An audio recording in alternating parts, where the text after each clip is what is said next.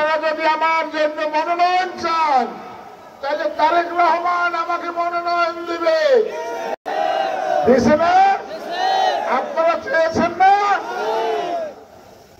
এখন আগামী ফেব্রুয়ারির নির্বাচনে আমরা তারেক রহমানকে এই পিরিজপুর 3 মঠবাড়িয়া আসন উপহার দেব না।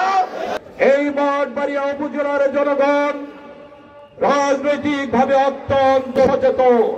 বিগত ফ্যাসিস্ট হাসিনা বিরোধী আন্দোলনে এই মঠবাড়িয়াতে বারবার হামলা ভাঙচুর মামলা হয়েছে। রুহুল আমিন দুলাল সহ অসংখ্য নেতা কর্মীর রক্ত ঝরেছে। একটাই দাবি ছিল, ভোটের দাবি। আমাদের প্রার্থী এবং ধানের শীষকে বিজয়ী করে এবং এই অঞ্চলে বিএনপির শিকড় মাটিতে গ্রথিত করার এটাই সর্বশেষ সুযোগ।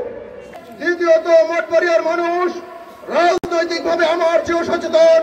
তারা জানে কখন কি করতে হবে। তাই আগামী ফেব্রুয়ারি নির্বাচনে আপনাদের সঠিক সিদ্ধান্ত নিতে হবে বন্ধুগণ। তার মতো মজলুম নেতা, তার মতো নির্যাতিত নেতা, তার মতো ত্যাগী নেতা এই দক্ষিণ অঞ্চলে খুবই কম আছে। আপনারা জনগণের সাথে আছেন, আমরা আছি, ইনশাল্লাহ আমরা তাকে জয়যুক্ত করব।